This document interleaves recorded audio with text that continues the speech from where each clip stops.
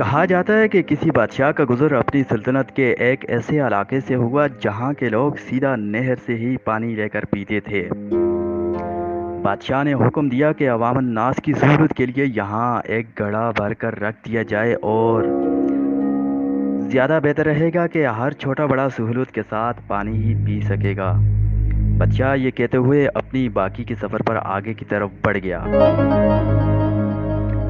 شاہی حکم پر ایک گڑھا خرید کر نہر کے کنارے رکھا جانے لگا تو ایک اہلکار نے مشورہ دیا کہ یہ گڑھا عوامی دولت سے خرید کر شاہی حکم پر یہاں نصب کیا جا رہا ہے، ضروری ہے کہ اس کی حفاظت کے لیے بندوبست کیا جائے اور ایک سنتری کو چوکیداری کے لیے مقرر کیا جائے۔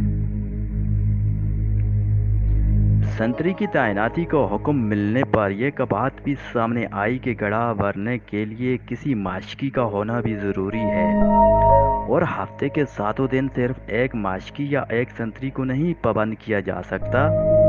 بہتر ہوگا کہ 7 منتری اور 7 ہی ماشکی ملازم رکھے جائیں تاکہ باری باری کے ساتھ بلا تعطل یہ کام چلتا رہے۔ ایک اور محنتی اہلکار نے رائے دی کہ نہر سے گڑھا بھرا ہوا اٹھا کر لانا تو ماشکی کا کام بنتا ہے اور نہ ہی سنتری کا۔ اس محنت طلب کام کے لیے 7 برادر بھی رکھے جانے چاہیے جو باری باری روزانہ بھرے ہوئے گڑھے کو احتیاط سے اٹھا کر لائیں اور اچھے طریقے سے ڈھکنا لگا کر بند کر کے رکھیں۔ ایک اور دور اندیش مصاحب نے مشورہ دیا کہ اتنے لوگوں کو رکھ کر کام کو منظم طریقے سے چلانے کے لیے ان سب اہلکاروں کا حساب کتاب اور تنخواہوں کا نظام چلانے کے لیے منشی مصاحب رکھنے کی ضروری ہوں گے۔ اکاؤنٹنگ کا ادارہ بنانا ہوگا، اکاؤنٹنٹ متعین کرنا ہوگا۔ ایک اور ذو فہم و فراست اہلکار نے مشورہ دیا کہ یہ اسی صورت میں ہی یقینی بنایا جا سکتا ہے کہ ہر کام اچھے طریقے سے چل رہا ہے تو ان سارے ماشکیوں، سنتریوں اور برادروں سے بہتر طریقے سے کام لینے کے لیے ایک ذاتی معاملات کا ایک شعبہ قائم کرنا پڑے گا۔ ایک اور مشورہ آیا کہ یہ سب کچھ ٹھیک ہو رہا ہے مگر ملازمین کے درمیان لڑائی جھگڑا یا کوئی زیادتی ہو جائے تو ان کا نقصان اور ان کے درمیان صلح صفائی کون کرائے گا تاکہ کام بلا تعطل چلایا جائے۔ اس لیے میری رائے ہے کہ خلاف ورزی کرنے والوں اور اختلاف کرنے والوں کی تفتیش کے لیے ایک قانونی امور کا محکمہ قائم کیا جانا چاہیے۔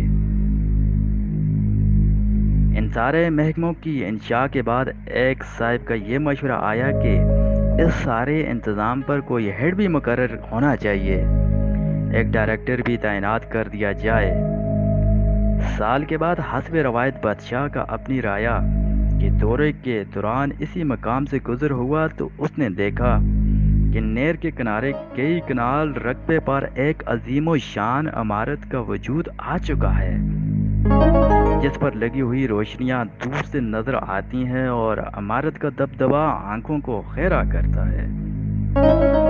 عمارت کی پیشانی پر نمایاں کر کے وزارت انتظامی امور برائے گڑھا کا بورڈ لگا ہوا ہے۔ بادشاہ نے اپنے مصاحبین کے ساتھ اندر داخل ہوا تو ایک علیحدہ ہی جہاں پایا۔ عمارت میں کئی کمرے، میٹنگ رومز اور دفاتر قائم تھے۔ ایک بڑے سے دفتر میں آرام دہ کرسی پر عظیم شان چوبی میز کے پیچھے سرمئی بالوں والا ایک پروقار معزز شخص بیٹھا ہوا تھا جس کے سامنے تختی پر اس کے القابات پروفیسر، ڈاکٹر، 2 جنگوں کا فاتح، فلاں بالفلاں، ڈائریکٹر جنرل برائے معاملات سرکاری گڑھا لکھا ہوا تھا۔ بادشاہ نے حیرت کے ساتھ اپنے وزیر سے اس عمارت کا سبب پوچھا اور ساتھ ہی اس عجیب و غریب محکمہ کے بارے میں پوچھا جس کا اس نے اپنی زندگی میں کبھی نام بھی نہیں سنا تھا۔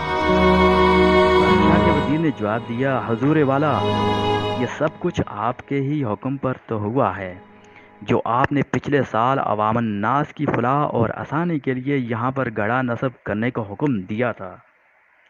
بادشاہ مزید حیرت کے ساتھ باہر نکل کر اس گھڑے کو دیکھنے لگا جس کو لگانے کا اس نے حکم دیا تھا۔ بادشاہ نے دیکھا کہ گھڑا نہ صرف خالی اور ٹوٹا ہوا ہے بلکہ اس کے اندر ایک مرا ہوا پرندہ بھی پڑا ہوا ہے۔ گھڑے کے اطراف میں بے شمار لوگ آرام کرتے اور سوئے ہوئے پڑے ہوئے ہیں، اور سامنے ایک بڑا بورڈ لگا ہوا ہے: گھڑے کی مرمت اور بحالی کے لیے اپنے عطیات جمع کرائیں، وزارت انتظامی امور برائے گھڑا۔